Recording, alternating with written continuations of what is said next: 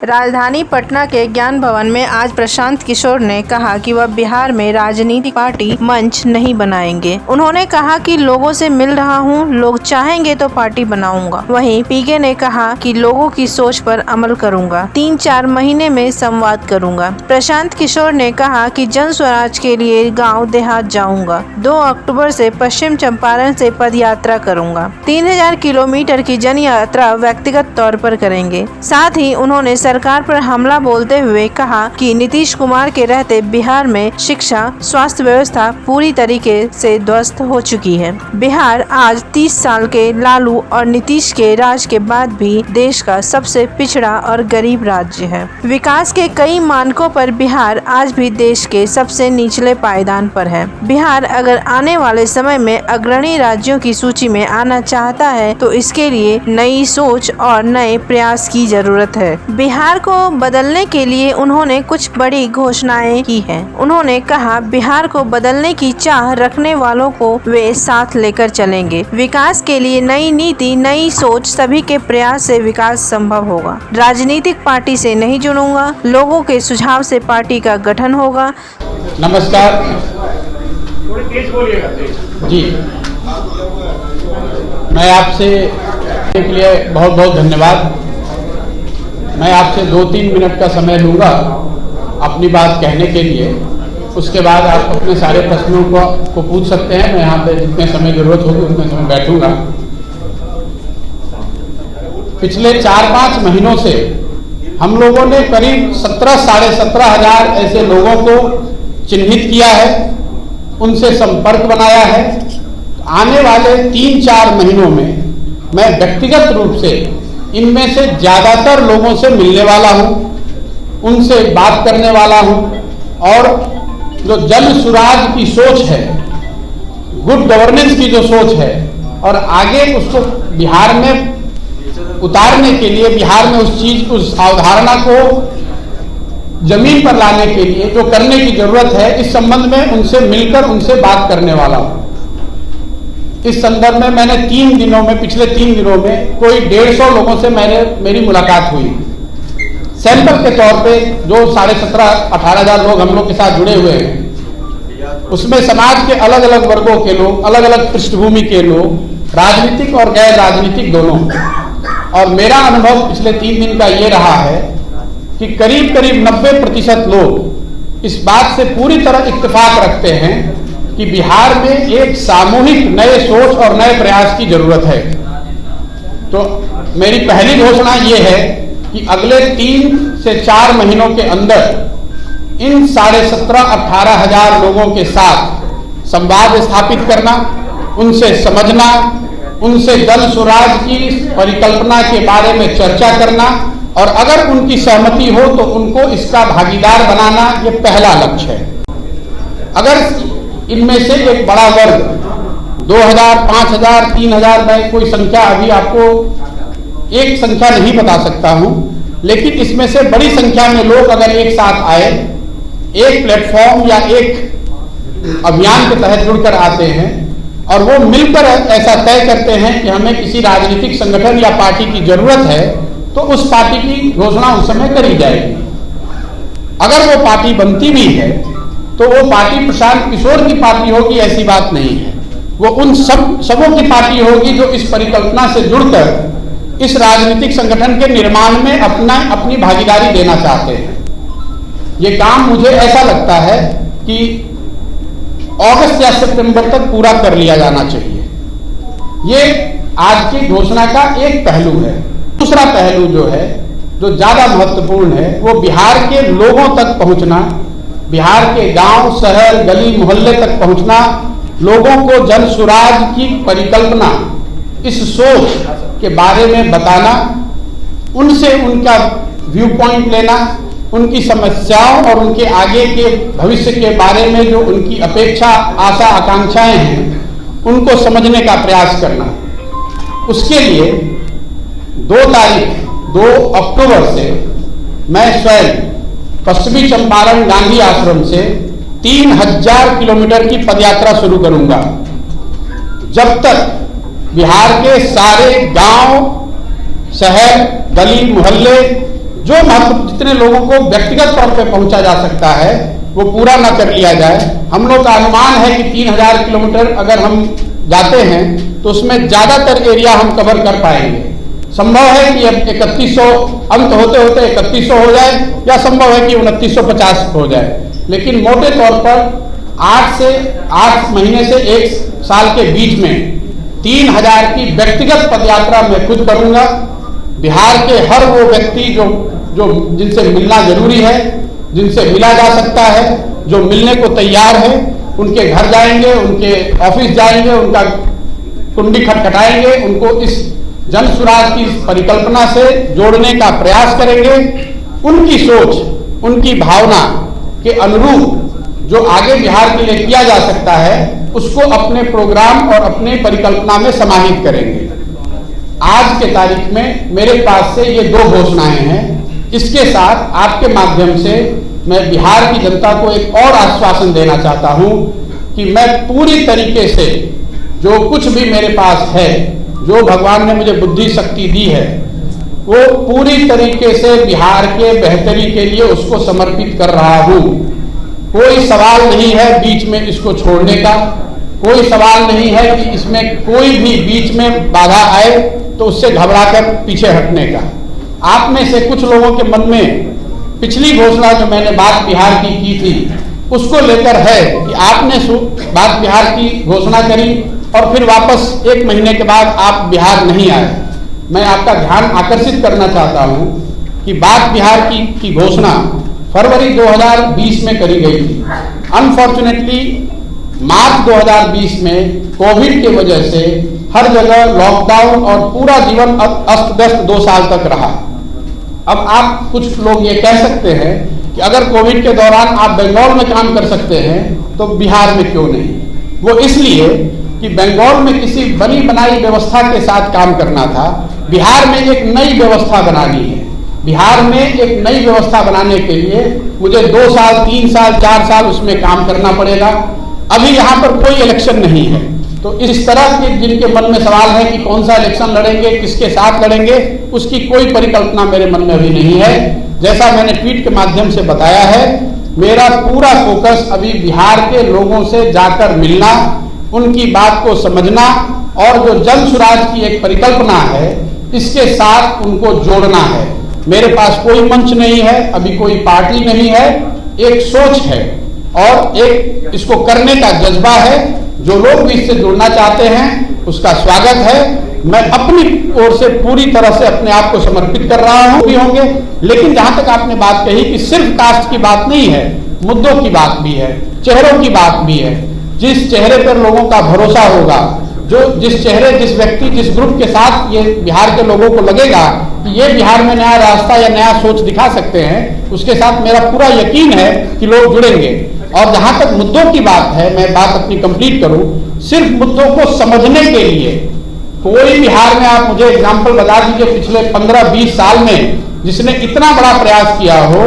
मैं 3000 किलोमीटर पैदल चलने की बात कह रहा हूं, लगातार 8 महीने 1 साल उनको समझने के लिए, लोगों को ये विश्वास दिलाने के लिए लोग क्या सोचते हैं, लोग क्या करना चाहते हैं और लोगों की आशाएं और अपेक्षाएं क्या हैं, उस चीज को समझने में मैं अगला 1 साल लगाना चाहता हूं। मैं चुनाव से 6 महीने पहले आकर कोई पार्टी बनाकर चुनाव लड़ने की प्रक्रिया का हिस्सा अभी नहीं हूं। पिछले 3 दशक बिहार में लालू जी और नीतीश जी का राज रहा है। पहले 15 साल लालू जी और फिर अभी 14-15 साल से नीतीश जी बिहार के मुख्यमंत्री हैं।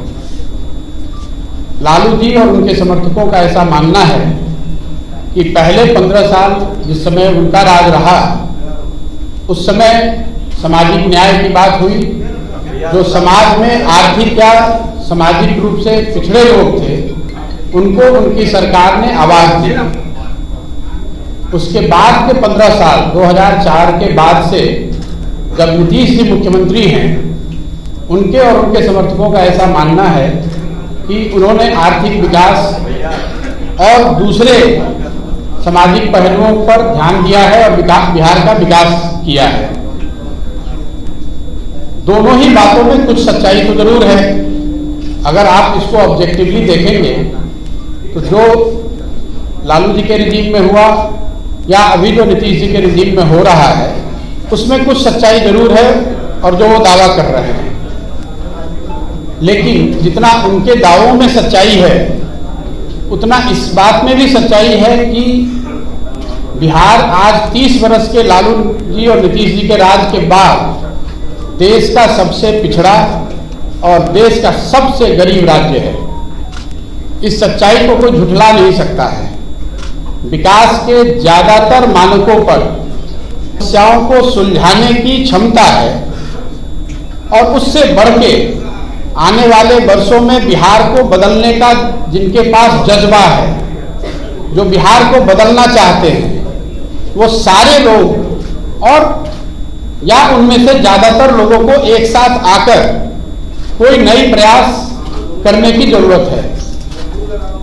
इस संदर्भ में मेरी जो सोच है और जो मेरी भूमिका है उसके बारे में मैं दो बात आज बताने वाला हूं। जैसा कि आप प्रेस में या अदरवाइज कई जगह मीडिया में स्पेकुलेट किया जा रहा है कि मैं कोई राजनीतिक पार्टी बनाने वाला हूं या मैंने कोई राजनीतिक मंच बनाया है, ऐसी कोई घोषणा मैं आज नहीं करने वाला हूं। मेरी कोशिश ये है और मेरी भूमिका आने वाले दिनों में ये होगी कि ये जो लोग जो जिनको मैं कह रहा हूं, जो यहाँ के सामाजिक और राजनीतिक जीवन से जुड़े हुए हैं और जो यहाँ की मिट्टी को, यहाँ के मुद्दों को, यहाँ की समस्याओं को समझते हैं, उनमें से एक बड़ा तबका उनसे मिलना, उनसे समझना और उनको एक साथ एक प्लेटफॉर्म पर लाकर खड़ा करना। पहली मेरी भूमिका का पहला जो लक्ष्य है वो ये है, मैं मेरे जहां तक लीडरशिप वैक्यूम की बात है, ये तो सब्जेक्टिव कॉल है। आप समझते हैं कि लीडरशिप वैक्यूम है, बहुत लोग ये कह रहे हैं कि यहाँ पर किसी नए लीडरशिप की जरूरत ही नहीं है। क्या प्रशांत किशोर जी आप देख रहे हैं आगे आने वाले, हालांकि पूछा उन्होंने वही उसी को कंटिन्यू करके कि मुख्यमंत्री पद का चेहरा या आप आगे आकर के बिहार को लीड करें एज मुख्यमंत्री ऑफ द स्टेट? भाई मैंने ये बताया कि जहां तक पार्टी बनाने का, मुख्यमंत्री बनना और राज्य को जीतना वो तो एक दलगत और लोकतंत्र में चुनावी प्रक्रिया है। मैंने कहा कि अगर हम लोग पार्टी बनाने का की तरफ बढ़ते भी हैं तो वो प्रशांत किशोर की पार्टी नहीं होगी। उसमें जो लोग साथ में आकर पार्टी बना रहे होंगे, एक ईंट उनकी होगी, एक ईंट मेरी भी होगी। मैं ये नहीं कह सकता हूं कि वो मेरी पार्टी है, मैं उसका चेहरा हूं, मैं उसका अध्यक्ष हो जाऊंगा और मैं ही उस पार्टी का सर्वे सर्वा हो जाऊंगा। मैंने जैसा आपको पहले बताया, अगले 3-4 महीनों में ये जो 17-18 हजार लोगों को हम लोगों ने चिन्हित किया है, इनमें से जो लोग भी जन सुराज की परिकल्पना से, जो लोग भी बिहार के लिए जो हम सोचते हैं या जो उनकी सोच है, अगर हम लोग उसको अलाइन कर पाए और वो साथ में आकर अगर तय करते हैं कि हम सबको पार्टी बनाने की या किसी तरह की एक संगठन या मंच को बनाने की जरूरत है, उस समय वो कॉल लिया जाएगा। देखिए, मैं ऐसा समझता हूं कि बिहार देश के सबसे गौरवशाली अतीत वाले राज्यों में एक है। जिस राज्य से गौतम बुद्ध, जैन, महावीर, चाणक्य, चंद्रगुप्त, अशोक यहां से निकले हैं, उस राज्य में स्थिति आज ये है कि शिक्षा व्यवस्था ध्वस्त है, हेल्थ ध्वस्त है, रोजगार का कोई संभावना नहीं है। और जैसा मैंने आपको बताया कि 30 साल के दोनों बड़े नेताओं के प्रयास के बावजूद बिहार आज देश में सबसे निचले स्थान पर है। ये मेरा नहीं आकलन है, ये भारत सरकार की डेटा है, भारत सरकार ने ये बताया है। और जिनकी सरकार आज बिहार में है उनकी ही सरकार देश में है। ऐसा भी आप नहीं कह सकते हैं कि ये विपक्ष की सरकार दिल्ली में है इसलिए वो गलत डेटा दे रहे हैं। अब नीतीश जी से मैंने एक कोई प्रेस वार्ता उनकी देखी, नीति आयोग पर कुछ लोगों ने सवाल पूछा तो उन्होंने कहा अरे इनको कुछ पता है। संभव है कि किसी को कुछ नहीं पता है, लेकिन बिहार के लोगों को ये जरूर पता है कि आपके यहाँ मुख्यमंत्री रहते हुए बिहार की शिक्षा व्यवस्था पूरी तरह से ध्वस्त है, हेल्थ की व्यवस्था पूरी तरह से ध्वस्त है। बिहार के हजारों लाखों लड़के यहाँ से बाहर जाकर सबसे कठिन और दुरूह परिस्थितियों में काम करने के लिए मजबूर हैं। कांग्रेस ये है कि जिन लोगों को भी इस तरह के डाउट है, आप बेशक आपका वो राइट है, आप वो डाउट रखिए, लेकिन मुझे मौका तो दीजिए करने का। जहां तक दूसरी बात है नीतीश कुमार जी का। भाई नीतीश कुमार जी के साथ मैंने 2015 में काम किया है महागठबंधन में, ये सबकी जगजाहिर बात है। और नीतीश कुमार जी से व्यक्तिगत तौर पे मेरा कोई झगड़ा नहीं है। व्यक्तिगत तौर पे जो मेरा नीतीश कुमार से रिलेशन है वो भी, उसमें कोई हिचक नहीं है मुझे मानने में कि मेरा उनसे बहुत अच्छा रिलेशन है। लेकिन व्यक्तिगत रिलेशन होना एक बात है और साथ में काम करना या उस पर सहमति होना वो दूसरी बात है। कुछ दिन पहले नीतीश जी दिल्ली आए और उनके कोविड होने के बाद वो पहली बार दिल्ली आ रहे थे, तो मैं उनके घर गया, उनके साथ खाना भी खाया। कई लोगों ने कई तरह की बातें उसमें कही। किसी ने बताया कि मैं उनको प्रेसिडेंट का कैंडिडेट बनाना चाह रहा हूं, कोई कह रहा है मैं जदयू ज्वाइन कर रहा हूं। लेकिन मैं आज आपके सामने बैठा हुआ हूं, जितने वो स्पेकुलेशन की गई वो सब गलत साबित हुआ। देखिए, सामाजिक राजनीतिक जीवन में व्यक्तिगत शिष्टाचार, उससे हम विमुख नहीं हो सकते हैं। अब कल अगर नीतीश जी बुलाएंगे, यहाँ के मुख्यमंत्री हैं, जाना पड़ेगा, उसमें कोई दिक्कत नहीं है। लेकिन उनसे मिलने का मतलब ये नहीं है कि हम दोनों ने हर बात पे अपनी सहमति बना ली है या साथ में काम करने को तय किया है। मैं ये जितने लोगों से मिलता हूँ, ये स्वाभाविक प्रश्न है और कई मैं आर्टिकल्स, लोग जो सो कॉल्ड राजनीतिक विश्लेषक हैं वो लिख रहे हैं कि बिहार में तो कास्ट रिडन सोसाइटी है और कास्ट पर ही राजनीति होती है, इसलिए कोई भी आदमी यहाँ आकर चुनाव लड़ के जीत नहीं सकता है। पहली बात कि सिरे से ये बात को खारिज करता हूँ। अगर आप डेटा को एनालाइज करेंगे तो अलग अलग समय पर आपको दिखेगा कि जो so called caste ridden society है उसमें भी लोग जातियों से ऊपर उठकर वोट करते रहे हैं। अगर आप आज की परिस्थिति को ले लें, आप लोग सब विशेषज्ञ हैं, राजनीति को कवर करते हैं, बिहार में सबसे ज्यादा वोट आज नरेंद्र मोदी जी को है। नरेंद्र मोदी जी के जाति के कितने लोग बिहार में रहते हैं, आप मुझे बता दीजिए।